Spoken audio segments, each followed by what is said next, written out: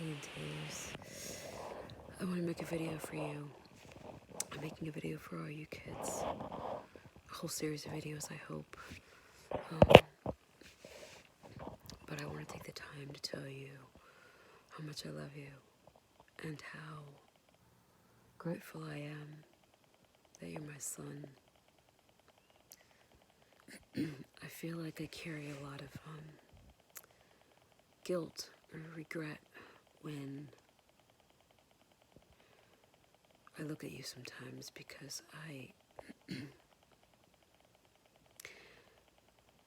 you've always kind of been someone who, when you were a very, very little baby, you were inseparable from me. We were together all the time. Well, when you were very, very young, you were like a dahi. You were always in my arms. Unless you were in Grandma's arms. You were Grandma's boy. She was there when you were born. And, yeah, she was pretty crazy about you. And so you kind of split your time between our sets of arms. And we had moved out from Tiakara, so Adaya and Tiakara are always around, but you had Grandma around. And you were an in-arms baby. You didn't go to strangers. It was either me or Grandma, and that was about it. And Clinton hadn't come along yet. And, yeah, you were so loved. And you were I don't like the word clingy because it sounds bad, but you were in our arms at all times. But it was a hard time for me right after you were born. Like I said, it was just the four of us, me, you, Adahi, and Grandma, and money was pretty bad. We didn't have a lot of money. And I was going to work with Miss Linda. I don't know if you remember her, but I had one of you on the front of me and one of you on the back of me, and I was going to work for as many hours as I could. And Grandma had her money from Grandpa, but we didn't have a lot of money, and things were really stressful. And I didn't really feel, I didn't have it in me to give you all the things that you needed emotionally. I held you a lot, and I cuddled you a lot, but I feel like I was a bit sad as an individual then, and maybe I had a bit of, sometimes after birth moms get a bit overwhelmed, and I definitely felt overwhelmed with two little babies and not enough money and only Grandma to help, and Grandma needed so much herself taken care of. But we made it work, and I'm really glad that we all four got to be together, and I'm glad that you got to grow up with Grandma for the first 3 years of your life. That feels really important. But I always feel like I wish I could have been stronger when you were little. I wish I could have been happier when you were little. I wish I could have tried harder to have fun and to be less stressed. And I hope that you didn't notice, or if you did, I hope that one day you'll understand that it had nothing to do with you. It just had to do with the stress it takes to be poor and kind of, yeah. But we had really good times, and we have the pictures to prove it. In spite of everything that was going on, I feel like we kind of existed in our own little bubble, our own little world. We had our own little music, and we had our own little adventures, and we were always going to parks together and going for walks together, and we were all really close. We only had each other. We really didn't have anybody else. And that was a beautiful thing in a lot of ways. But I also feel like you kind of do your own thing. You always have. I think your ideal situation is to be surrounded by people you love, but to be able to do your own thing by yourself. And that didn't manifest till you were a little bit older. You and Adai have always been just the best of friends, always. But after a while, you always kind of need your own space. And I feel like I was a bit overwhelmed, like I said, and I feel like I gave it to you. And there's times when I wish I hadn't kind of given you so much space and kind of let you and Adahi do your own thing.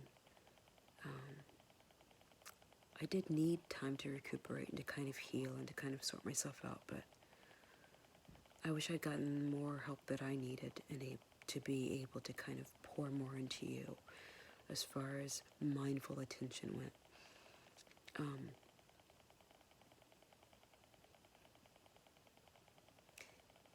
I think I let you disappear too much, and I know it's what you wanted. I know that you kind of want to be alone, but I wish that I just kind of walked over to you during the moments that you wanted to be alone, every 5 minutes or so, and just reminded you how much I love you and how special you are. I think the other thing that I think about when I think about you is you are...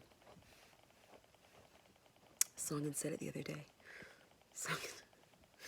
Songin said, "Mom, I'm sorry, Taste is so emotional." And I laughed because it was just, I know it's something she's heard. And it's something that you say now. "I'm sorry, I'm so emotional." And I don't want you to be sorry for that. I think that I've contributed to making you feel sorry for that, but there's nothing wrong with that. It's beautiful. And even when your emotions overwhelm you, and they do a lot, you can get stuck in them and you can't move past them, but so what? They're your emotions, and for you to be a black boy and to be so in touch with how you feel, that's a special thing. And life forbid that I should try and move you through your emotions quicker than you need to or than you're meant to. They're your emotions, and they're fine, they're okay. I feel like sometimes my frustration with your emotions is that I feel like they keep you from getting what you want.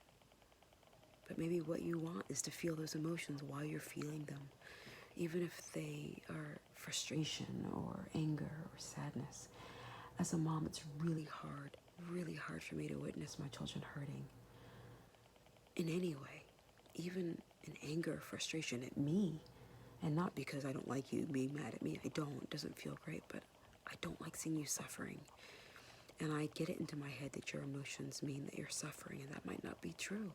Maybe you're not suffering. Maybe you are feeling things in ways that eventually lead to you being able to move past them, or to turn them into art, or to just feel who you are, to feel fully in Teus. And I don't need to pull you out of that in order for you to stop hurting so that I can stop hurting for you. That's not fair. I'm sorry that I do that. I need to work on that. Anyway, sorry, I want to get back to telling you how amazing you are. You are incredibly talented. I know that you know that we all know you're a brilliant artist. You really are so talented when you draw and when you create. You're an amazing actor. I love that you love to sing. I will never, ever not think of that moment where you sang in front of the whole school. Well, you told us that you were in the Christmas play, and your teachers told us, and you would stay after for practice sometimes. And we knew that you were in a school play, but school plays are a bit, everyone sings and no one's really on tune. And I was in school plays too, and I was in musicals too, and they're just kind of a bit dry and a bit boring, but we just thought we were going to go see another Christmas play where kids sing off tune and we all clap and feel great and happy that there are kids. But your dad and I were filming. He was up in front of me and I was in back. And I know I've told you the story before, but I just want to say it on camera because it's such an amazing moment for me. It's so special. But you were the youngest and smallest kid in the entire choir. It was a glee club. It was for older kids. And the teacher had specifically said, "I want Teus in because he has this spark." The teacher adores you. She thinks you're so special, and she's right.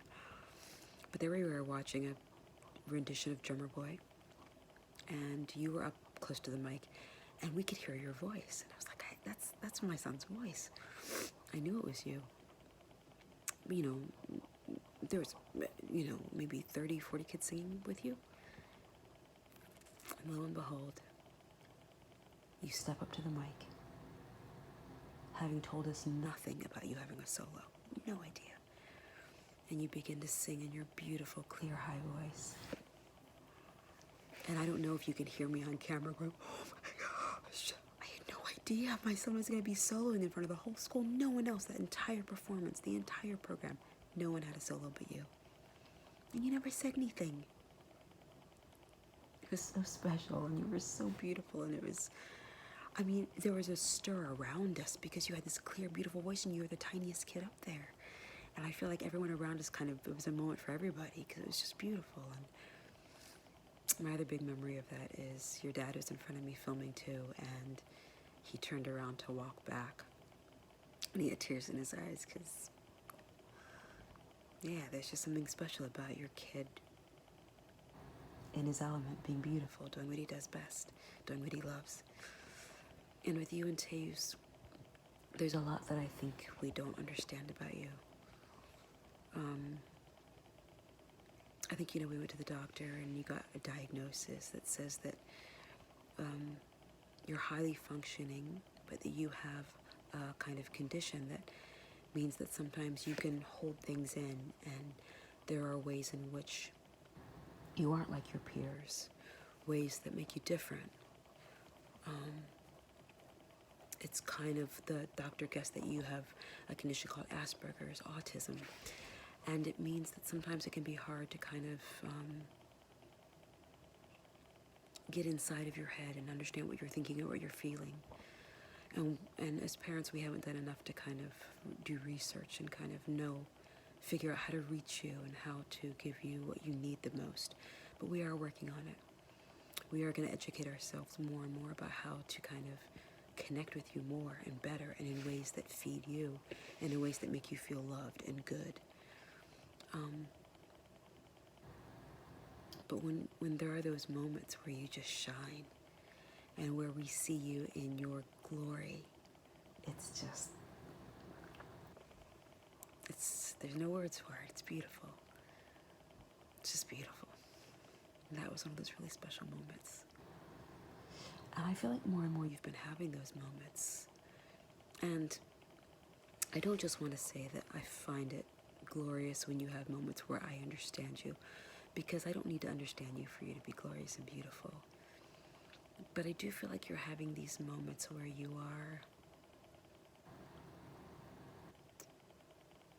seeing, where you're taking yourself in ways that show that, in ways that encourage me to think that you will be okay, that you will be able to take care of yourself, even when no one else around you understands you, that you'll be able to feel good about who you are and love yourself. And that feels really important. Sometimes when kids have this condition, that you have this diagnosis, they can need a lot of extra support, and they can need their parents and their friends and their siblings and their support system to advocate for them constantly, which we don't do fiercely enough. But there is this confidence in you, and I can only believe that it comes from you having my love and Grandma's love and your brother's love and eventually Clinton's love and support. I can only imagine that it comes from you. Well, you have your own inner spark, and you've always kind of had this confidence. But I hope that the love that you've received has added to you feeling like you have a place in this world, and you believing in yourself. And like I said, sometimes with this diagnosis, there can be kind of an inability to kind of come out of your own world. And we've talked about this, how you can kind of disappear into your own head and your own world and not be aware of kind of what people around you are feeling or what's happening around you. Lately, you're showing more and more signs of being aware of what's happening around you. This video is getting too long, but on another video, I want to talk about that moment you had with the neighbor Jaden down the street. That was really a moment of pure clarity for you. But I want to say that lately you've been showing signs that you understand. Your sense of humor has been shining through lately. You've been coming out with these jokes that are like, you see it. All of us are like, in tears. Did you know the joke you just made? Was that an accident? Did you mean to make that joke? Because the joke is so funny and so dead on and so like witty and clever. And the way that you are after you hit that joke, you'll hit this witty joke lately and just be like, yeah, I get it. I know how to make jokes, and it's so beautiful and so joy making. It's wonderful. Anyway, you're a really special kid. This video is too long and I gotta stop, but you're a really magical being. And I want to say how grateful I am because you're magic in a way that I don't always. In past, I don't know that I put so much value. I was born 40. I was never as dreamy or as imaginative or as otherworldly as you are. You're like the little prince, man. You're from another planet. You're this magical being. And I'm so grateful for the people who enabled me to see you as fully magic as you are. Tia Carr is one of those people. Tia Andrea is one of those people. A couple teachers at Thorndale really saw this magic in you. And I want to try to see that more. I think that I value things like wit and cleverness and quickness and kind of more adult qualities. But you're teaching me to really fall in love with childlike magic. And you possess it in spades, man. You are so ethereal and otherworldly and magicked. Yeah, you're really special. And I'm so grateful for all of the ways you're teaching me to see life through new eyes. I'm so grateful. We all love you so much, buddy. You're like no one else. And to have this kind of special creature in our family, in our five tribe, is really, really a gift. It really is. You're such a gift. I love you loads, buddy. Alright, I can't wait to make more of these videos telling you guys how special you are. Anyway, that's good for tonight. I gotta go to bed. I love you loads. You're so special in twos. I love you, magic creature. Good night.